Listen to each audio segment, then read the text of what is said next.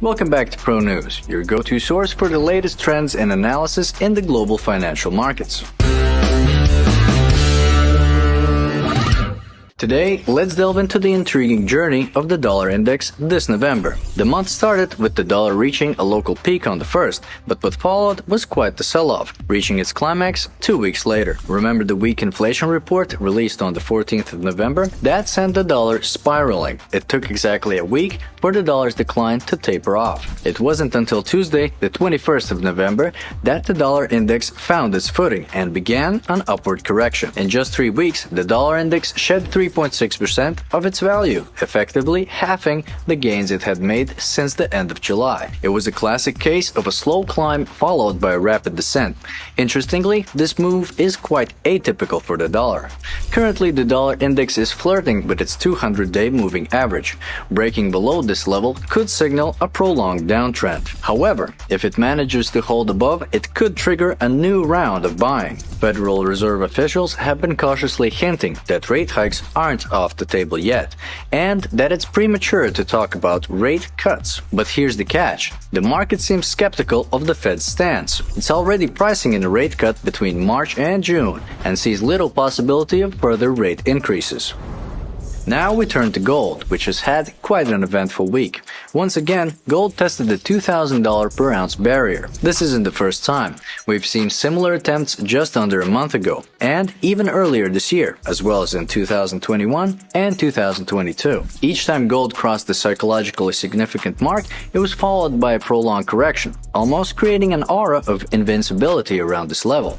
Interestingly, each correction has been shallower than the last. From a technical standpoint, gold approached this crucial $2,000 mark in a state of short-term overbought conditions, which tends to favor the sellers. On the fundamental side, there's a renewed interest in bonds in global financial markets. US and European equity indices are hitting multi-month highs, pulling investor attention and capital away from the safe haven, non-income generating metal. However, for the bulls, there's a glimmer of hope. We're seeing a golden cross where the 50-day moving average surpasses the 200-day, a signal that often draws new buyers to the asset. Given the current scenario, it might seem a bit safer to bet on a decline, taking the bear side. But as always, the markets are full of surprises.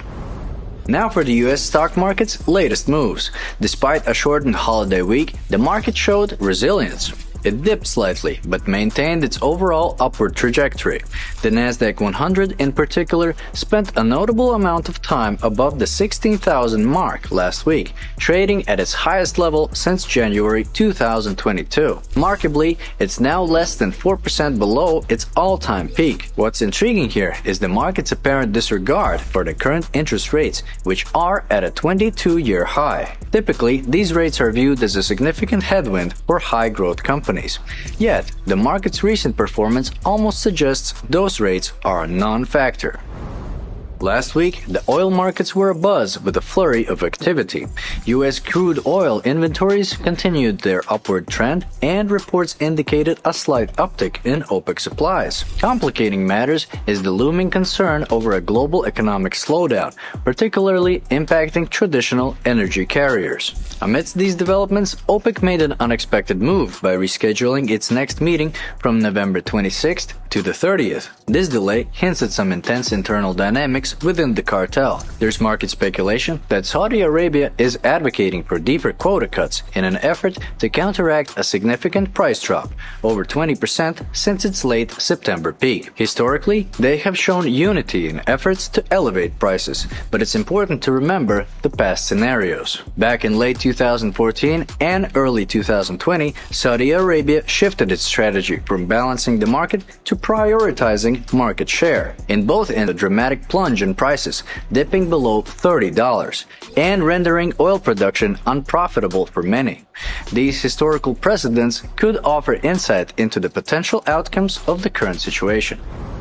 The crypto market recently experienced a whirlwind of volatility. largely due to the unfolding drama around Binance and its CEO. Despite these turbulent events, the primary cryptocurrency, Bitcoin, managed to stay within its established trading corridor. This corridor is characterized by a pattern of higher lows and higher highs, a trend that has remained steady even amidst market upheavals. Interestingly, this uneven trading pattern in Bitcoin provides some strategic advantages. It offers bulls the opportunity to take a breather, secure their profits, and reposition themselves. This pause in the action can create a conducive environment for potential further growth. As the crypto market navigates through these choppy waters, these developments could play a crucial role in shaping future trends.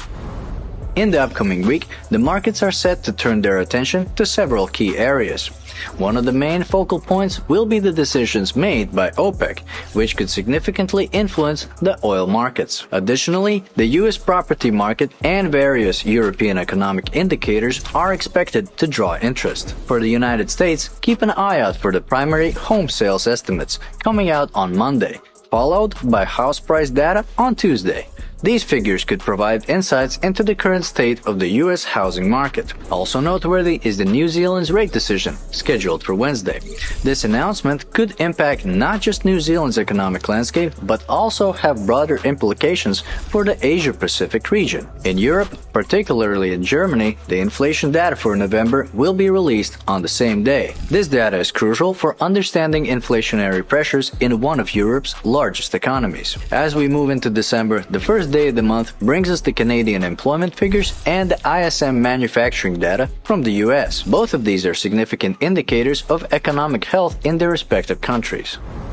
Stay tuned to Pro News for more insights and updates on the ever-evolving world of markets.